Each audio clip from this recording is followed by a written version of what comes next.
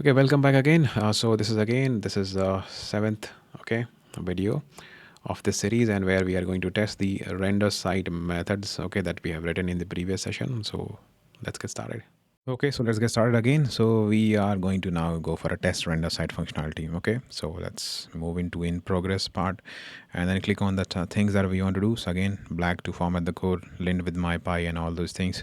So let's start doing it with one step at a time. Okay, let's go to our again to the like project here in the renderer. And so the first thing that we can do is let's again go to your site here. So and before even we do that, so let's go to the, let me switch off my cam so that you will have an entire screen to his site very clearly. Okay, so here in the site part, I will just simply right click and format this document, right? So let's see that if it is any errors. So I think it's already intact, so there is no problem with this. So black part is done, and then I will just go for a mypy. Okay, so mypy and then src. So I think it should work fine. Let's see. Okay, so that's great that it is giving us no issue. Now after this we will start writing the tests. Okay, so let's write the unit test first of all. So if I look at the code parts in the src of for the site part, so you can see that this is valid, it has no dependency. So I will do a unit test for this one. I will do an integration test for the render site, right, because it has a dependency on this display is valid. So let's do like a unit test for this one, right? So go back again to the test part, and I will just write in the unit test, I will simply write here a new file, and I will call it as test underscore site.py. Okay, and here we will again in the testing part of it. So here again, so let's again import the pytest. So import pytest, and then we will write from ipynb renderer import like is valid. Okay, is valid we will import here, and we will have certain url like test data. So this data, okay, it should have, it is again going to be a list, and it will have certain response like input and output response. Okay, so I have some test cases here which I think it's going to be good to test, and most of the things I will just use pytorch. Okay, so I will go for https, and then for this it should return me true, and for the others it should return me false. As you can see, there are certain missing things. Okay, like, so it should return me a false statements for others. Now here I will simply write here that at the rate pytest mark parameterized, so it is expecting input as url and as well as a response as well. Okay, so response, and again it will fetch this data url test data, and again we will define one test function here. So test, let's call it as underscore and then is valid. Okay, so we are testing this function, so that's why it's a convention that you start with this and which function you want to test, so that there will be no confusion at all. And url response, that is the argument that we are having. Now what we will do is simply assertion test. Okay, assert, and just call this is valid method and pass this url and check whether it is equal to the response, right? So if this is true, so it should work absolutely fine. Okay, as you can see that it has already given me a sign here that okay, yes, you can now ready to test directly. You don't have to even run the command, right? So this is absolutely great. So let's do this from this. Let's see if it works fine or not. Yep, so we have got the green test. That means it has actually passed all the tests. And if you want to see this again using pytest directly through your like command line, so you will see it. Last time I think we have seen 17 tests. Right now it is able to find 26 items, so it should pass all the tests, right? So right now it is saying unit test for the test site. Okay, it is able to pass all the 26 tests, so that means the test has increased. That means it has done all the tests for not only for the YouTube as well as for this one, right? So like what I will do is now like again I will go back to my integration test. Okay, and I will create one more file here. So let's call it again test underscore site.py. So here again I will go to this integration types for the rendering test. Okay, so for this again I need to import the pytest. Then I need to from again ipynb renderer import the like render site, right? Render site, and again from the same I need to also call for the exception. Okay, so call for the dot custom exception and import invalid URL exception. Now here what I will do is I will again, now I can define a class, or I can just call these methods, right? So I will define a class that, okay, it will start with test, and I will call it as a render site. Okay, this I want to test, and here I will again define certain data sets. So I will for a bad and successful data set, so I will just pass here some test success data set. This is going to give me success for both of these cases, and it will give me a bad response for this. It should give me an exception, right?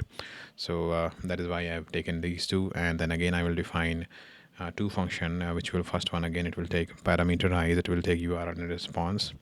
It will take the success data, that is of URL success data, it will take as an input, and we will define one function called as test render underscore render site. Okay, and let's call it as success.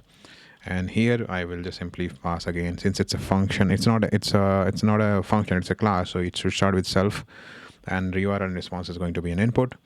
And I will again do an assertion test that whether my input of this render site, that is going to take URL as an input, whether it is equivalent to the response or not. Okay, and in a similar way what I will do, let me copy paste again, so you can see that green sign has already came, and I will just do it for the failure as well. Okay, or failed state, and here I will just give it an input here, and there will be no response section here, and I will just pass this class variable here, okay, into this. And here I will not go for an assertion test. I will, rather than this call, and I will check whether there is any invalid URL exception raised for this. So let's run it from here itself for the first test. Let's see if it works. Okay, it is, that green tick means it's worked. Let's look for the others. So yeah, it worked fine. That means it's absolutely great. So now what I can do is we can again try it with the py test. Okay, let's see. So you will see number of tests will increase. It goes to 35 items now. So it will do an integration test for the test site, and then it will do a unit test, although it should do unit test first and then the this integration test. So that is why if you just check the docs file, so there we have mentioned it here in that first I should do a unit test, and then I should do the integration test. Okay, so now we are able to do with the test with the py test. Okay, so now what I can do is I will simply run docs here, so that I can do the test for the all at once. Okay, so let's let it start, and we will wait for the results, right? Okay, as you can see, it started. It has taken my py test as well. It is not even able to find out. The flake test is also absolutely fine. Okay, and there is no linting issue. Then similarly for the type linting is also fine. It is able to pass all the tests, right? That is actually very good to see. It gives happiness, right? So you can see, first of all, it is checking for like you can see, first it has done into unit test. So we have 16 unit test, and 19 we have integration test. Similarly, we will look for the now it is doing for 3.8. Similarly, now it will do it for your 3.9 as well once it is done. Okay, so this gives us happiness, right? And yeah, so now it has started for 3.9. Okay, 3.8 is done. It should start with 3.9 soon. Yes, now test has started doing first unit test for the site, then it is doing a integration test and doing for YouTube and both side as well, right? So yeah, so this is great that we have done it for all of it. Okay, so let's go back again to our project board here. So we have done black linting with mypy is fine, unit test is fine, integration test, okay, docs it is running fine, absolutely. The last test is done. Then let's push these changes to the GitHub and see that, okay, whether it works fine or not. Okay, so in the comment section we will simply write integration and unit test done for site, commit it, and then sync the changes. And now let's go back again to our project section here. Go back here, so you will see that there in actions there will be GitHub actions running. Yep, with the last commit name. So let it finish. Okay, so again it is running for all the build for now. It will take more time because we have more tests to run, so let's wait. Okay, so this time 3.91. Okay, it finished the test first. Yeah. So okay, then 3.7. So again, Ubuntu is again running very fast and as compared to the Windows, right? So let's wait for the other test to finish. Okay, so we are about to end this. So as you can see, Windows test is also passing now, only 3.8 for that. The test is left. So let's wait for it. And there you go. So it finished all the tests. That means it is successfully ran all the tests for all this build, right? So that means we are successfully decked that. So now like again go back to this. So for the site functionality, now we can say that it is done. Okay, but before that, let me check this out. So we can say that okay, yes, it is supposed to change this to the GitHub, and we are able to run that all the tests successfully. So here I will again simply in this section I will simply write that like test is done and it's closing this issue. Okay, closing this. So this is close with the comment. I will do this and then it will move it here. So let's open this render site functionality, and this one also I will say that okay, it's done, testing is all done, close with the comment, and that's all. So you will see that this will also move it. So now the remaining part is about like releasing this render site functionality. So what we can do is we can do this like let's see that okay how we have. So update the version and then push the release to the Python package. So I think we can do it in this session itself. So let me move it to the progress, click on this. So first thing is that okay, update the version, right? So go back again to the ipynb renderer, and here open the setup.py file. Let's call it this again, update this to 0.0.2 to 0.03, and I will commit the changes. Let's call it as a, there is an update here 0.0.3, and let me copy this and again go back to the page here, and here we will just click on the +1 release. Okay, and I will say again I will simply draft a new release here, and like we will simply add a new tag like v and then paste 0.0.3, copy this and create a new tag, paste this here again, and then again we will here write this that okay what we have added. So we have added render site functionality. Okay, and we will again generate a release here that okay what is the difference here. We can check the preview, so we can even see why it is that it says the change log, that what we have done the changes from.